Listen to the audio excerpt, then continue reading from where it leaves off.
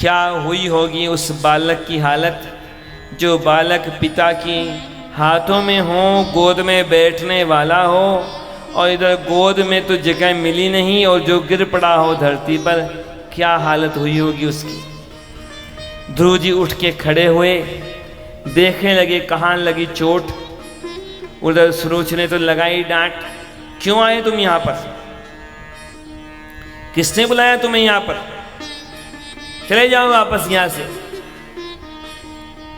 बिना बुलाए चले आते हो, मुंह उठाए हुए। राजा की गोद में बैठना चाहते हो, राजा की गोद में केवल मेरा पुत्र उत्तम बैठ सकता है और किसी का कोई अधिकार नहीं। अब ध्रुव जी क्या जाने इतनी बातों को, उन्हें क्या पता सुरुचि के मन के क्रोध का। अपने पिता की तरफ देखा कि शायद मेरे पिता मेरा पक्ष लेवें, लेकिन पिता, वह गैर जिम्मेदार पिता, वह तो आंखें चुराने लगा।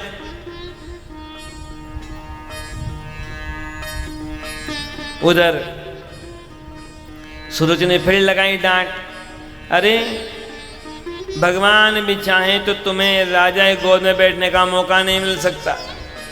अब भगवान चाहे तो क्या नहीं कर सकते।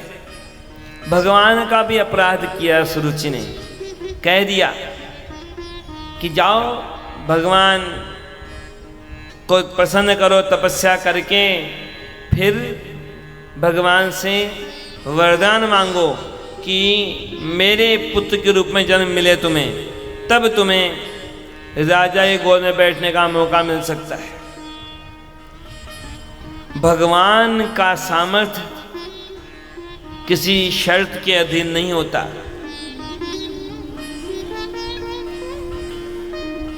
अब ध्रुव जी तो ज्यादा तो क्या बोले, वे तो यही समझ नहीं पा रहे कि आखिर गलती क्या है मेरी। छोटे से बालक ध्रुव जी ऐसा अपमान देखकर उनकी आंखों से आंसू बह चले, दुखी होके चल पड़े महल से बाहर। कहाँ जाऊं, किसके पास जाऊं, कहीं भी जाऊं पर मुझे वहां नहीं रहना जहां पर मेरा ऐसा अपमान होता। याद आई अपनी मां की, दुख में वही तो याद आता है जिससे हम अपना मानते हैं। सुनीति पहले तो प्रसन्न हुई थी कि मेरा बेटा आ रहा है, मेरे बेटे को गोद में बैठा के भोजन कराऊंगी, भूखा होगा कितनी देर से। लेकिन जब देखा कि ध्रुव जी तो रोते हुए आ रहे हैं, गोद में बैठाया, बार बार पूछा बेटा क्या हुआ क्या हुआ।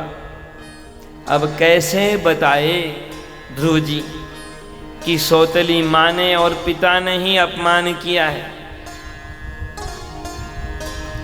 लेकिन दास दासियों से मिला समाचार, पूरी घटना के बारे में पता लगा सुनीति को।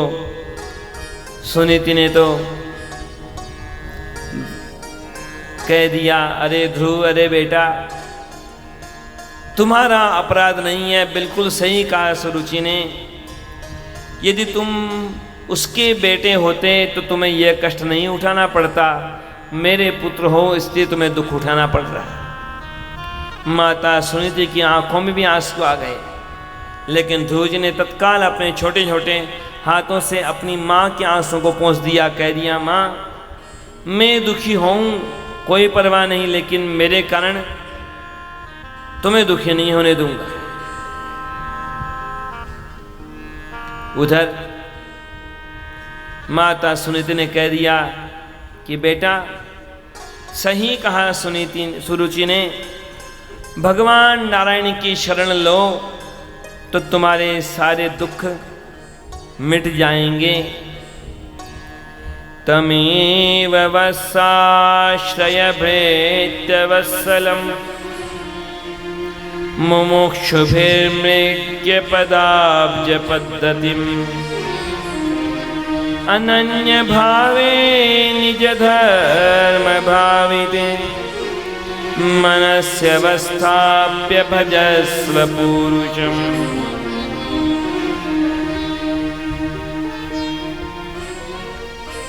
ध्रुव जी ने कहा, माता आप भी मुझे दूर करना चाहती हैं?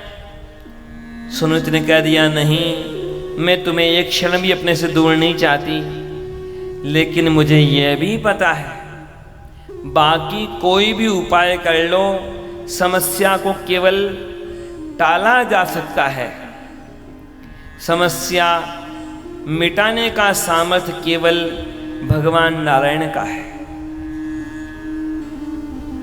दूसरी कोई माँ होती तो झगड़ा करने पहुंच जाती, पर माता सुनीति का तो निश्चय है मन का, मेरे पुत्र को राज्य मिले न मिले, संपत्ति मिले न मिले, परंतु मेरे पुत्र को भगवान की कृपा मिले, मेरे पुत्र को संस्कार मिले।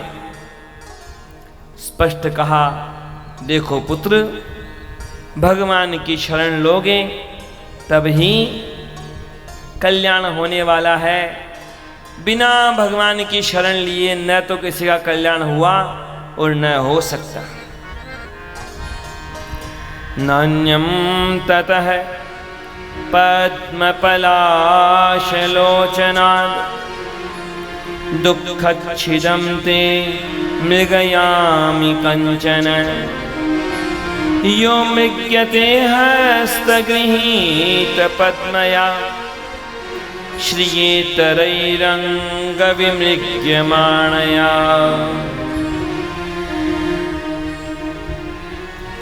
ध्रुव जी ने तो अब निश्चय कर लिया, पक्का निश्चय।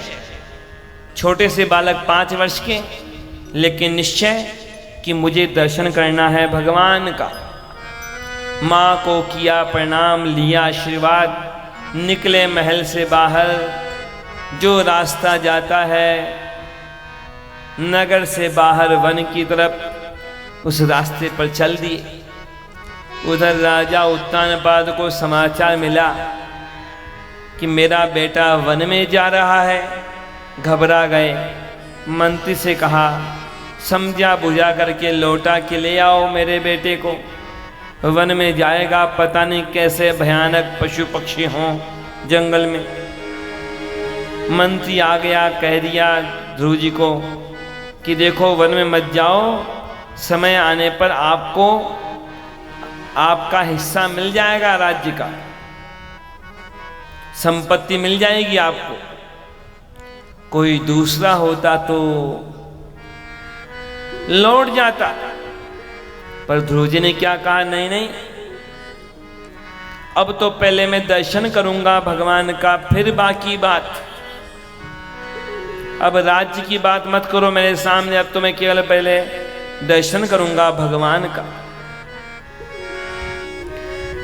वन में बढ़ते जा रहे हैं ध्रुव जी, पगडंडी पर। कहाँ जाना है पता नहीं है, कैसे ध्यान करना है पता नहीं है, किस मंत्र का जप करना है पता नहीं है। पर जब निश्चय पक्का होता है, लगन पक्की होती है, तो भगवान सारी व्यवस्था कर देते हैं। और लगन नहीं हो तो क्या है, लोग मंदिर में जाते हैं, पर लगन नहीं है तो क्या होता है, परिणाम नहीं मिल पाता। जैसे कई पक्षी मंदिरों के अंदर घोंसला बना के रहते हैं, तो कोई उन्हें भगवान थोड़े मिल जाते हैं।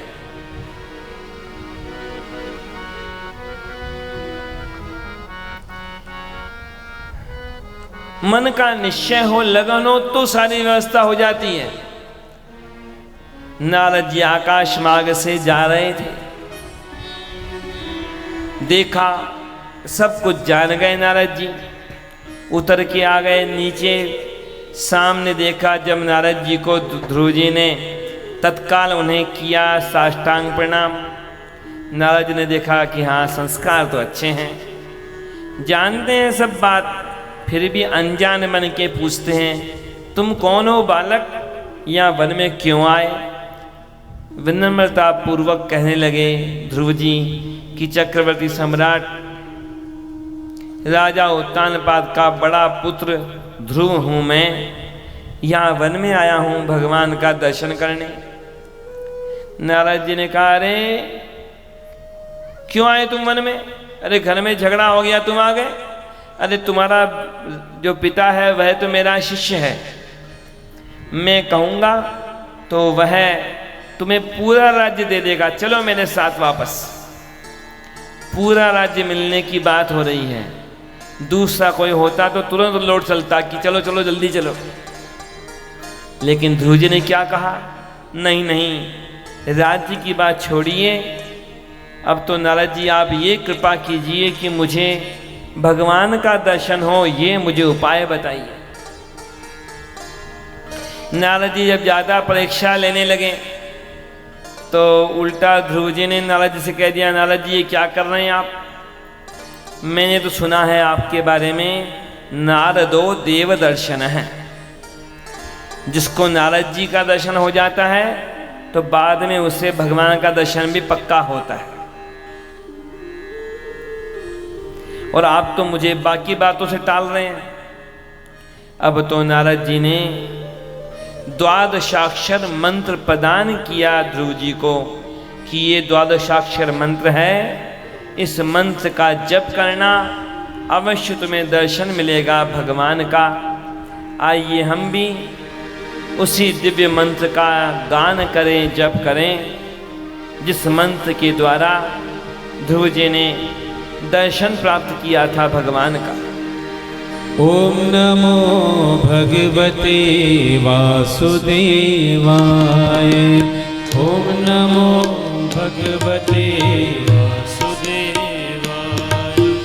ओम नमो भगवते वासुदेवाय।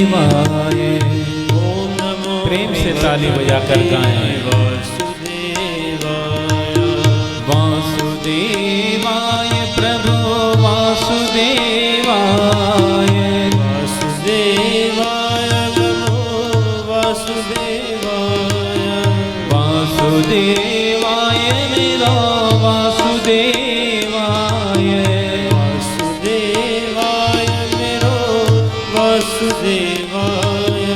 ओम नमो भगवते वासुदेवाय।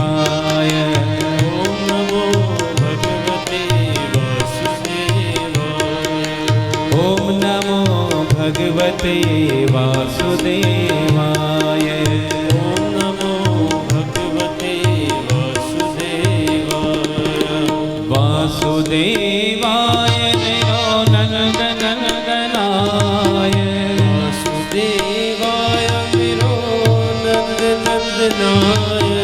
वासुदेवाय मेरो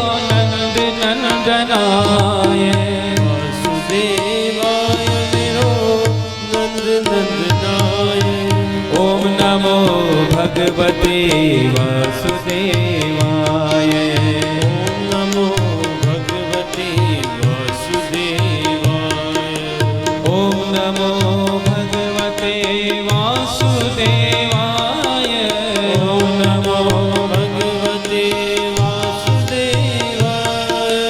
ओम नमो भगवते वासुदेवाय।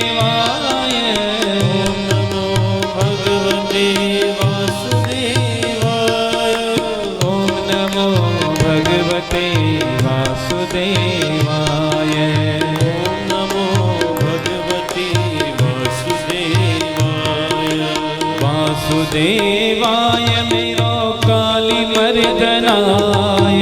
वासुदेवाय मेरो काली मर्दनाय। वासुदेवाय मेरो कृष्ण चंद्राय। वासुदेवाय मेरो कृष्ण चंद्रनाय।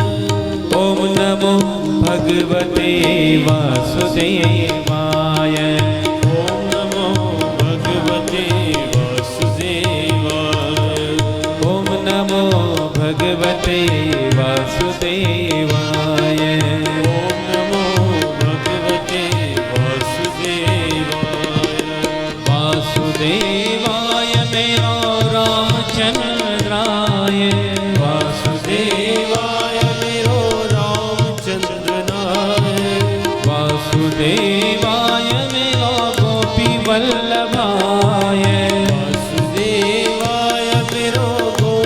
वल्लभाय ओम नमो भगवते वासुदेवाय ओम नमो भगवते वासुदेवाय ओम नमो भगवते वासुदेवाय ओम नमो भगवते वासुदेवाय ओम नमो भगवते वासुदेवाय ओम नमो भगवते वासुदेवाय ओम नमो भगवते वासुदेवाय ओम नमो भगवते वासुदेवाय वासुदेवाय मेरो वासुदेवाय वासुदेवाय मेरो वासुदेवाय वासुदेवाय मेरो नंद नंदनाय वासुदेवाय मेरो नंद नंदनाय ओम नमो भगवते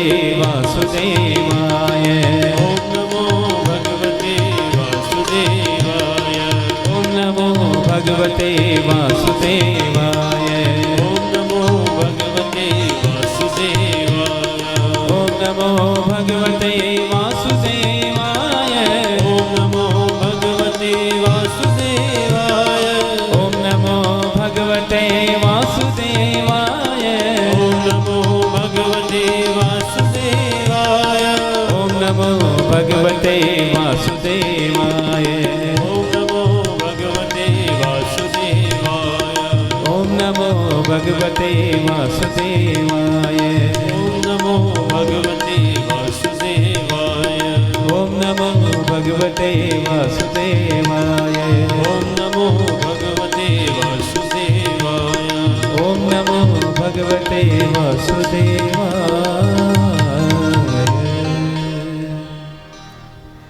श्रीमन्नारायण भगवान की जय। द्वादशाक्षर मंत्र प्रदान किया ध्रुव जी को नारद जी ने। भगवान के ध्यान की विधि बताई कि किस प्रकार भगवान के मनोमय विग्रह का हृदय में ध्यान करें। और कह दिया नारद जी ने कि देखो यहाँ थोड़ी ही दूर पर आगे यमुना जी के किनारे मधुवन क्षेत्र है, जहाँ भगवान श्री हरि का सानिध्य रहता है हमेशा।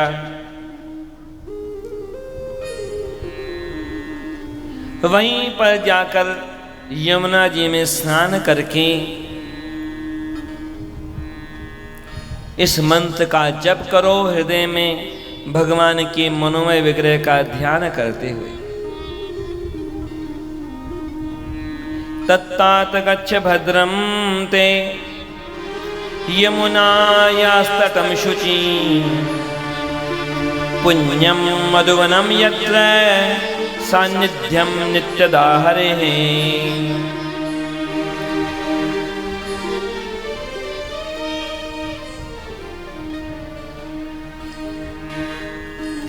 ध्रुव जी ने किया प्रणाम, लिया आशीर्वाद, चले आगे। और छोटे से बालक हैं ध्रुव जी, परंतु निश्चय पक्का है, नियम कठोर है। शुरुआत में ही कैसा नियम किया, 3 दिन में एक बार फल का प्रसाद लेते, फल खाते, बाकी 3 दिन में कोई आहार नहीं। पहले महीने में दर्शन नहीं मिला, दूसरे महीने में और नियम कठोर किया, 6 दिन में एक बार सूखे पत्ते खाते, बाकी कोई भोजन नहीं। फिर भी नहीं मिला दर्शन, तीसरे महीने में तो अब 9 दिन में केवल एक बार पानी पीते, अब भी नहीं मिला दर्शन। चौथे महीने में तो ऐसा नियम कि 12 दिन में केवल एक बार सांस लेते हैं।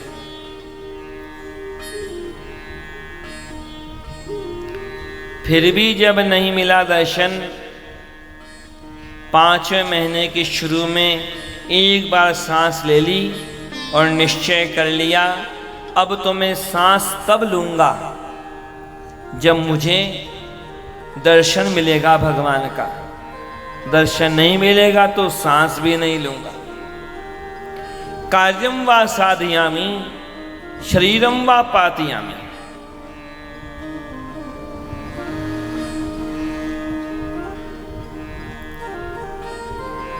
लेकिन बड़ा आश्चर्य हुआ, ध्रुव जी ने जैसी सांस रोकी, संसार के प्राणियों की सांस रुकने लगी, देवताओं की सांस भी रुकने लगी। देवता घबराए घबराए पहुँचे ब्रह्मा जी के पास कि ब्रह्मा जी ये क्या समस्या आ गई, कि क्या हुआ कि सांस रुक रही है हमारी। ब्रह्मा जी ने कहा धीरे से कि देखो कुछ कुछ सांस तो मेरी भी रुक रही है। कि अरे फिर कौन बचाएगा हमें? ब्रह्मा जी ने कहा वे ही भगवान नारायण बचाएंगे जो सबकी रक्षा अब तक करते आए हैं। दौड़े हुए पहुँचे, सब वैकुंठ के द्वार पर पहुँचे। देखा तो लक्ष्मी जी हैं, लेकिन लक्ष्मी जी को प्रणाम किया, पूछा भगवान कहाँ हैं? लक्ष्मी जी ने कहा पता नहीं, भगवान तो पता नहीं किस काम से निकल जाते हैं, बहुत देर से आते हैं। अब तो ढूंढते हुए पहुँचे सारे के सारे देवता भगवान को। देखा एक नए लोक का निर्माण करवा रहे हैं भगवान को देखा वहाँ। सब ने किया प्रणाम भगवान को, भगवान बचाइए हमें, रक्षा कीजिए भगवान ये क्या समस्या आई, हमारी सांस क्यों रुक रही है? भगवान ने कहा कुछ नहीं, मेरा एक छोटा सा भक्त है ध्रुव, उसने निश्चय किया है जब तक उसे मेरा दर्शन नहीं मिलेगा तब तक वह सांस नहीं लेगा। उसने सांस रोकी तो सबकी सांस रुक रही है। देवताओं ने कहा भगवान तब जल्दी जाइए ना आप दर्शन देने के लिए। भगवान ने कहा देखो मैं भी जल्दी जाना चाहता हूं, पर मैं ध्रुव लोक का निर्माण करवा रहा हूं अपने भक्त के लिए। देवताओं ने कहा ये सब काम तो हम कर लेंगे, आप तो जल्दी जाइए दर्शन दीजिए। लोगों को आश्चर्य लग सकता है कि आखिर ध्रुव जी के सांस रोकने से बाकी सारे लोगों की सांस क्यों रुकने लगी। लेकिन ये कोई असंभव बात नहीं, प्रकृति में भी सब कुछ जुड़ा है परस्पर। संबंध दिखता नहीं है पर जुड़ा है परस्पर। जैसे कि अब पेड़ होते हैं पृथ्वी पर, बादल होते हैं आकाश में। अब बादल और वृक्ष कब छूते हैं एक दूसरे को? नहीं छूते। पर जहां वृक्ष काटे गए वहां बरसात भी कम होती जाती है। संबंध दिखता नहीं है पर होता है।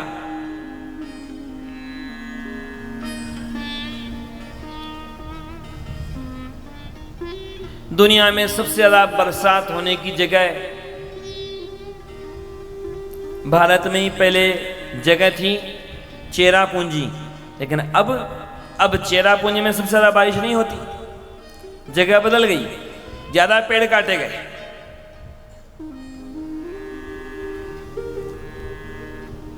अब कहाँ तो एयर कंडीशनर में और फ्रिज में कई तरह की गैसें काम में ली जाती। अब उनका क्या संबंध दिखे, लेकिन उन गैसों का असर हुआ कि ओजोन की परत आकाश में कम होती गई। संबंध दिखता नहीं है पर है संबंध। और बाकियों का संबंध तो आगे पीछे लंबा चक्र होता है, लेकिन भगवान के भक्तों का तो सीधा संबंध होता है भगवान से। और भगवान से संबंध होने के कारण सारा संसार जुड़ा रहता है उनसे। भगवान के भक्त सांस लेते हैं तो संसार सांस लेता है, और भगवान के भक्त सांस लेना छोड़ देवें संसार भी सांस लेना बंद कर देता है।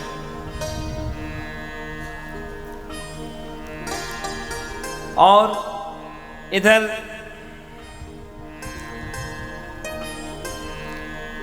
और कोई ऐसा प्रसंग नहीं मिलेगा आपको, ऐसा ध्रुव जी जैसा।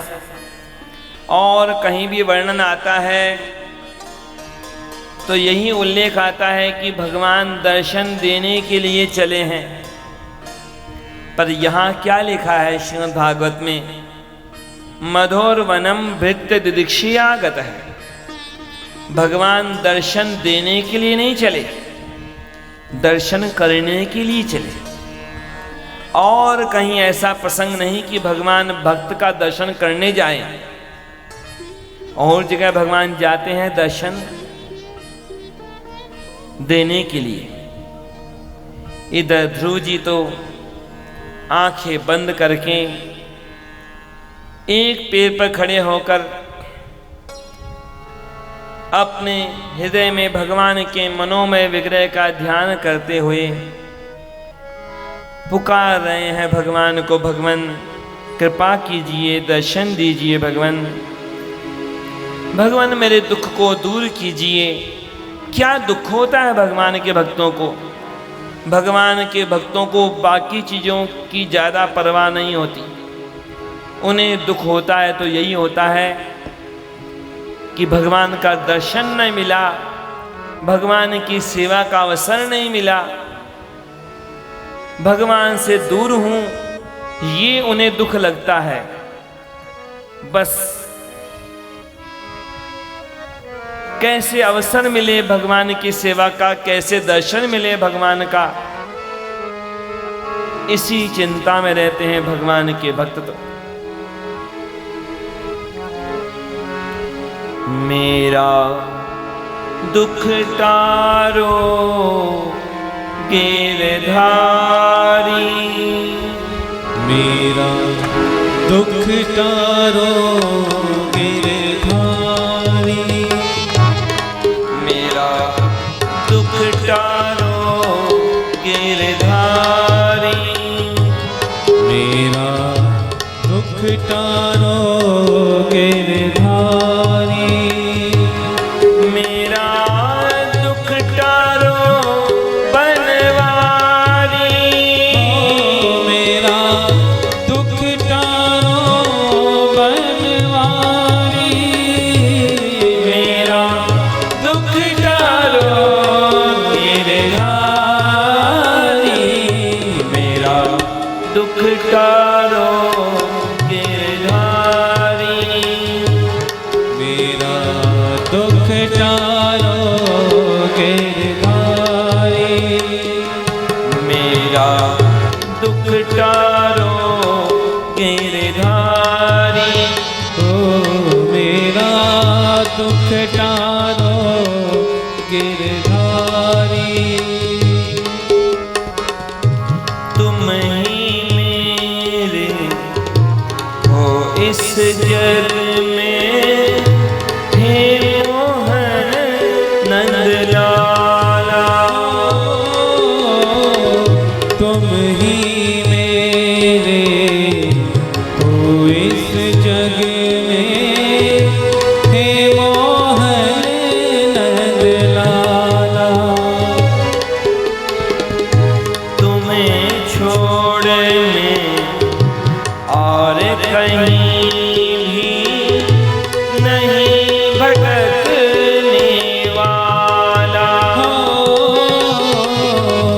तुम्हें छोड़ में और कहीं भी नहीं भटकने वाला। अब आओ कृष्ण मुरारी, अब आओ कृष्ण मुरारी, अब आओ कृष्ण मुरारी,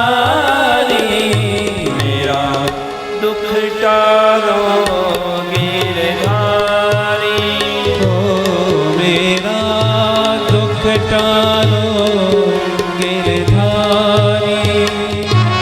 मेरा दुख टारो बनवारी।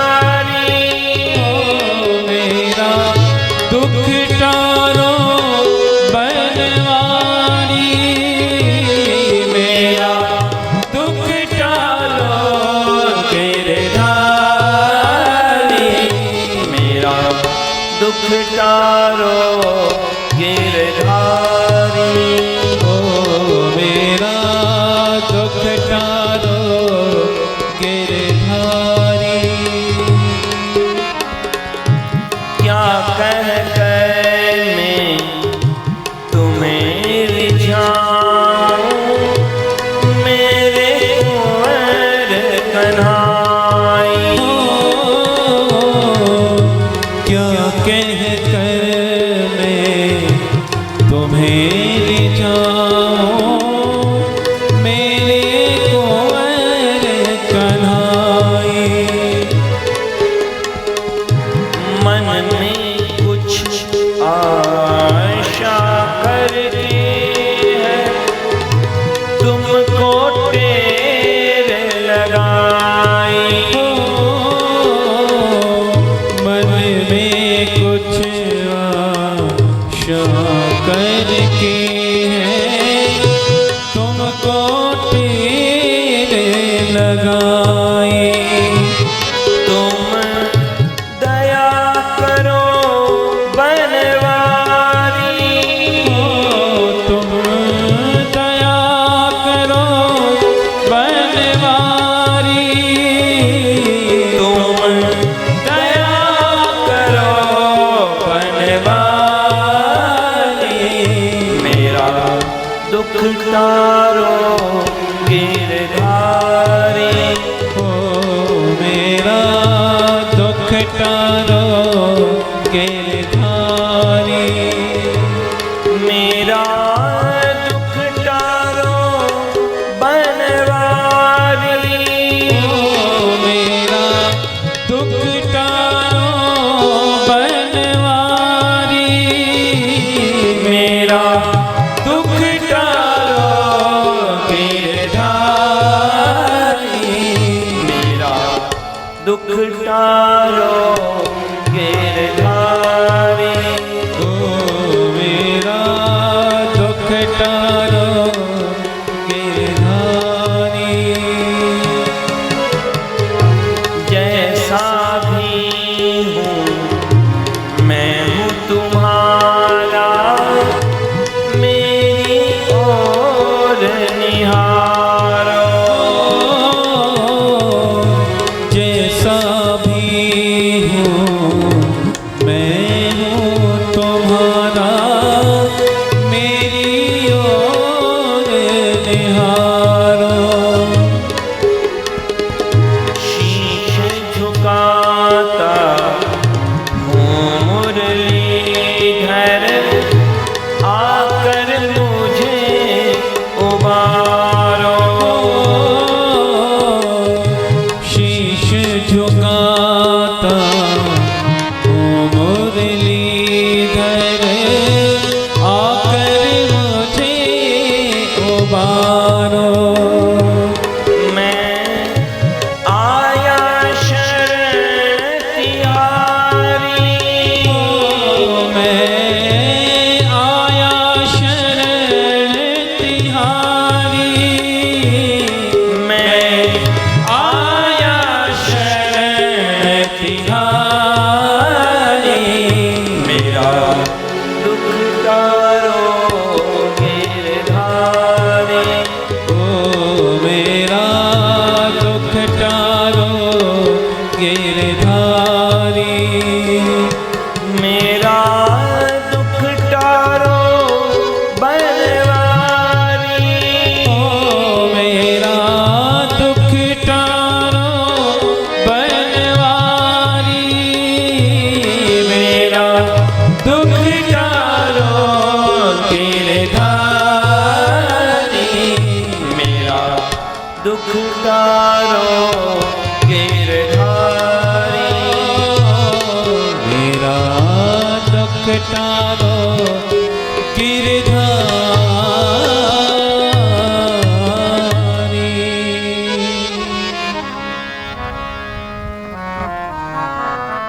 हृदय में ध्यान कर रहे ध्रुव जी। भगवान तो पहुंच गए दर्शन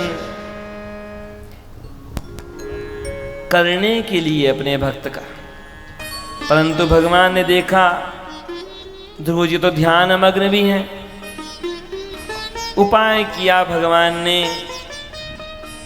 भगवान का जो मनोमय विग्रह है ध्रुव जी के हृदय में, उसे समेट लिया भगवान ने। ध्रुव जी का ध्यान टूटा, आंखें खुली, देखते रह गए। सामने तो स्वयं श्रीपति श्रीमन नारायण भगवान। श्रीमन नारायण भगवान की जय। भगवान के चरणों में बारंबार किया प्रणाम ध्रुव जी ने।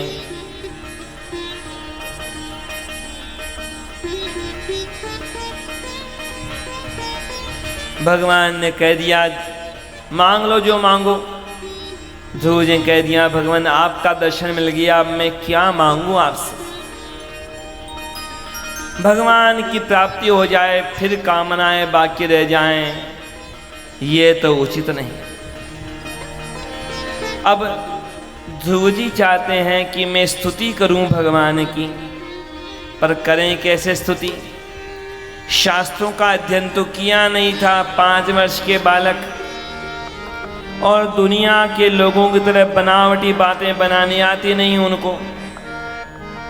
अब कैसे करें स्तुति। लेकिन भगवान समझ गए ध्रुव जी के मन की दुविधा को, और भगवान का तो हर सामर्थ्य केवल भक्तों पर कृपा करने के लिए होता है। भगवान जिस 5 जन्य शंख का अपने होठों से लगाकर जिसकी ध्वनि करते हैं, उस 5 जन्य शंख का स्पर्श कर दिया भगवान ने ध्रुव जी के कपोल से, गाल से। स्पर्श बालम कृपया कपोले, और वह दिव्य शंख उसका स्पर्श मिलते ही तो ध्रुव जी को तो सारा ज्ञान अपने आप मिल गया। भगवान के ये जो दिव्य शंख चक्र हैं, इनका स्पर्श मिलने के बाद फिर कौन सी दुविधा बाकी रह सकती। सारे शास्त्रों का ज्ञान अपने आप मिल गया ध्रुव जी को। बड़ी सुंदर स्तुति की ध्रुव जी ने भगवान नारायण की। योऽन्तः प्रविश्य मम वाचमिमां प्रसुप्तां संजीवयत्यखिल शक्तिधर स्वधाम्ना अन्याश्च हस्तचरण श्रवणत्वगादीन् प्राणान् नमो भगवते पुरुषाय तुभ्यम्।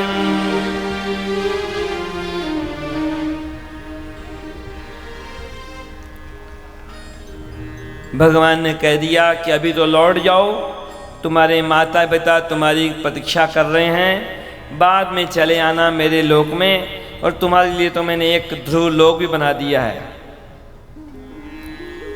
भगवान नारायण अंतर ध्यान हुए। श्रीमन नारायण भगवान की जय।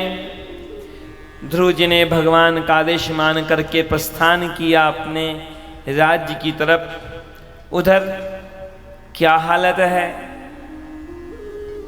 राजा उत्तानपाद को पता लगा कि मेरे पुत्र ने भगवान का दर्शन प्राप्त किया है और वह आ रहा है।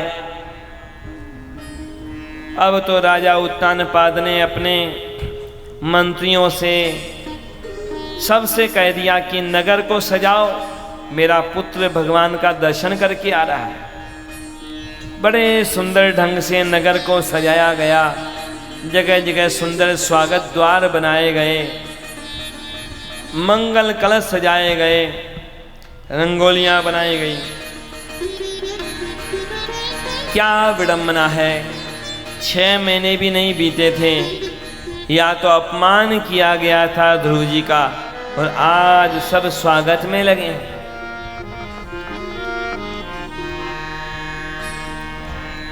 अंतर है, एक बड़ा अंतर। 6 महीने पहले ध्रुव जी एक सामान्य राजकुमार थे, लेकिन आज वे भगवान के कृपा पात्र बन चुके हैं। जो बन जाता है भगवान का कृपा पात्र, फिर फिर तो संसार के सब लोग उसकी सेवा करने दौड़ते हैं। क्यों? कि ताकि हम भी बन जाएं भगवान की कृपा दृष्टि के पात्र।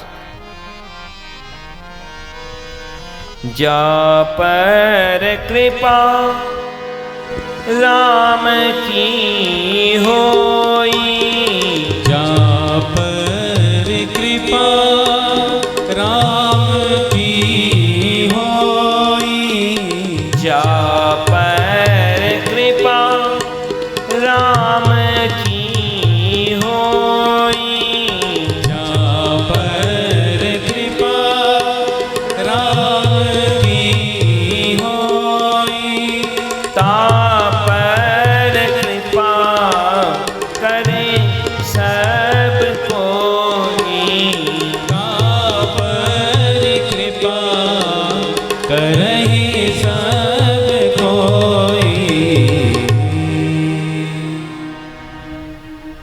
क्या कर सकता है कोई कृपा भगवान के कृपा पात्र पर? कृपा पात्र की सेवा करके तो वे स्वयं कृपा चाहते हैं भगवान की। कबीरदास ने तो कह दिया, क्यों सामर्थ्य के पीछे दौड़ते हो, धन संपत्ति के पीछे भागते हो? अरे भजन करना है तो प्रभु का भजन करो, उनकी प्राप्ति करो, क्योंकि उनकी कृपा मिल जाएगी तो सब अपने आप मिल जाएगा। प्रभुता को सब कोई भजे, प्रभु को भजे न कोई।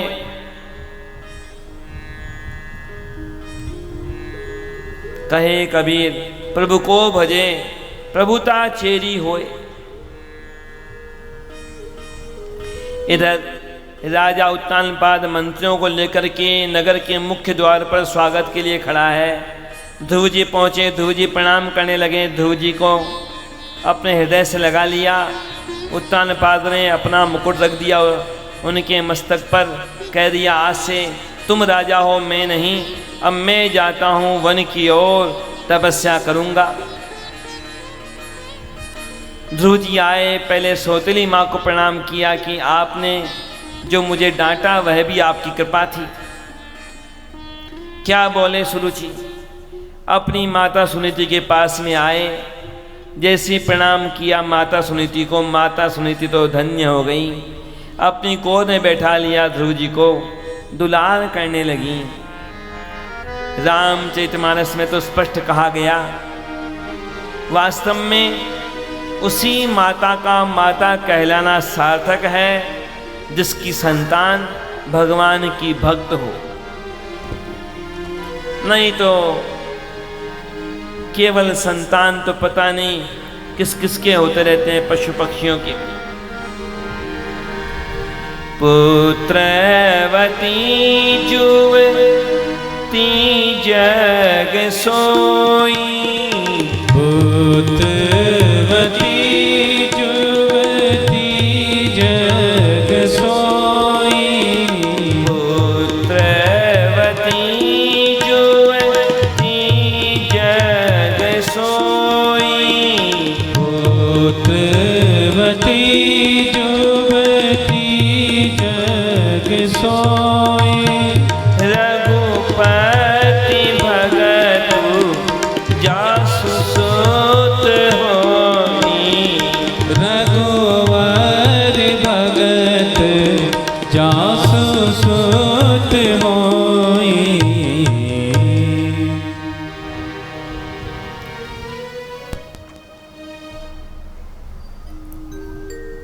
इधर ध्रुव जी बने राजा।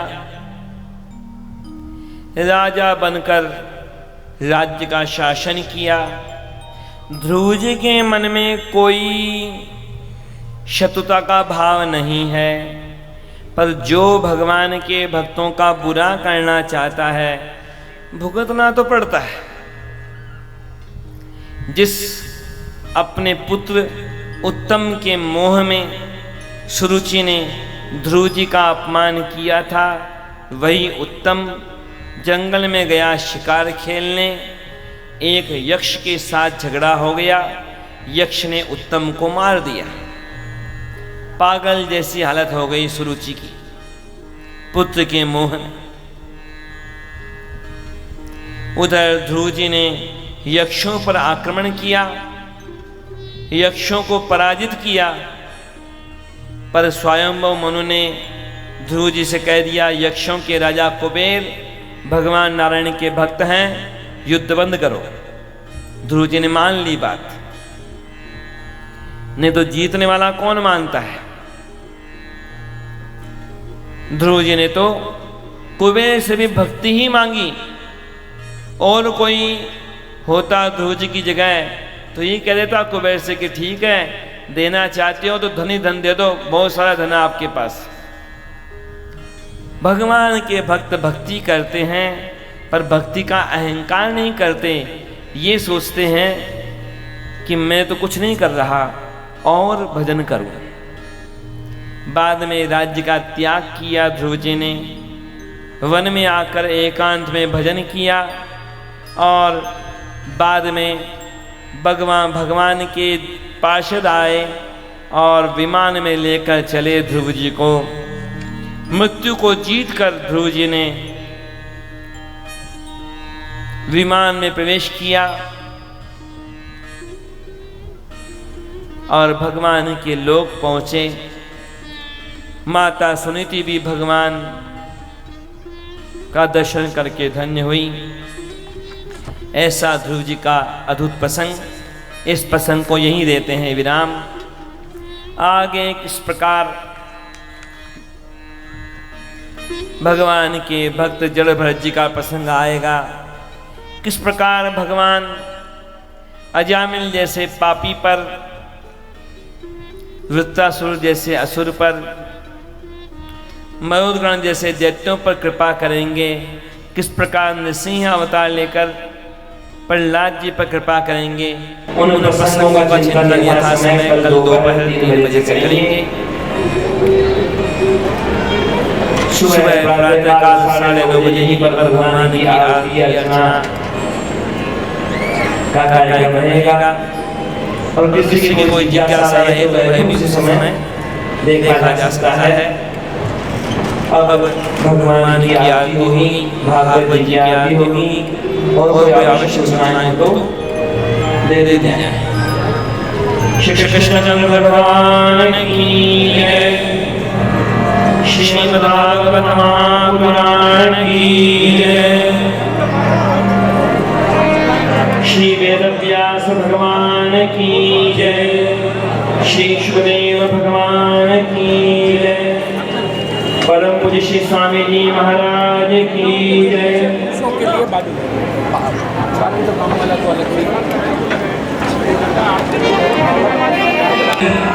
आरती गाओ बांके बिहारी तेरी आरती गाओ। आरती गाओ प्यारे तुमको रिझाओ। आरती गाओ प्यारे तुमको रिझाओ। आरती गाओ प्यारे तुमको मनाओ। आरती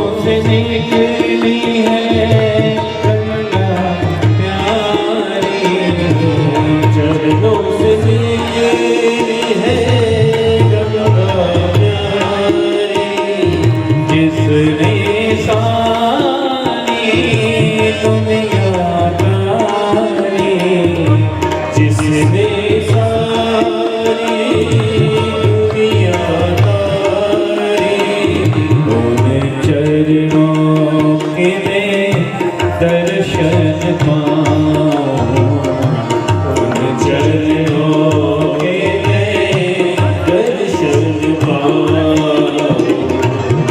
मुझ बिहारी तेरी आरती गाऊं मुझ बिहारी तेरी आरती गाऊं दास अनाथ की नाथ बाप हो दास अनाथ की नाथ बाप हो सुख दुख जीवन प्यारे साथ आप हो सुख दुख जीवन प्यारे साथ आप हो हरि चरणों में मैं शीश झुकाऊं हरि चरणों में मैं शीश झुकाऊं बांके बिहारी तेरी आरती गाऊं बांके बिहारी तेरी आरती गाऊं श्री हरिदास के प्यारे तुम हो श्री हरिदास के प्यारे तुम हो मेरे मोहन जीवन धन हो मेरे मोहन जीवन धन हो युगल छवि पे मैं बल बल जाऊं युगल छवि पे मैं बल बल जाऊं आरती गाऊं प्यारे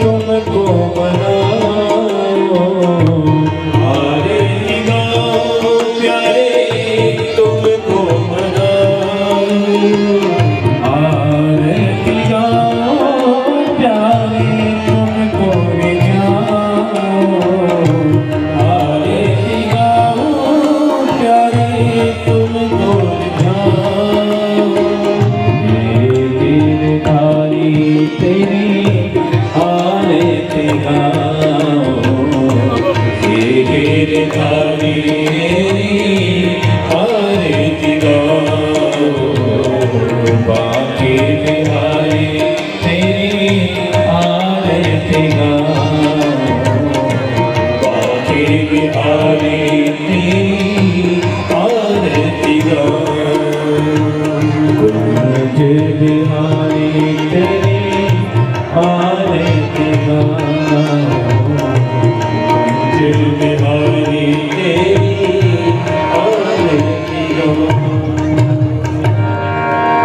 ॐ तदनेन जन्यमयजं देवास्तानि धर्माणि प्रथम ज्ञासन्न देहनाकं महिमानः सचं दजिप्रपूर्वे साध्याः सन्ति देवाः ॐ नारायणाय विद्महे वासुदेवाय धीमहि तन्नो विष्णुः प्रचोदयात् ॐ महादेव्यै च विद्महे विष्णुपत्न्यै च धीमहि तन्नो लक्ष्मीः प्रचोदयात् ॐ महापुराणाय विद्महे वाङ्गमय विग्रहाय धीमहि तन्नो भागवत प्रचोदयात् नानासुगन्धपुष्पाणि यथा कालोद्भवानि च पुष्पाञ्जलिर्मया दत्त गृहाण परमेश्वर सकलं परस्मै नारायणायेति समर्पयेतत् बोलिए श्रीमद्भागवत महापुराण की परम पूज्य श्री स्वामी जी महाराज की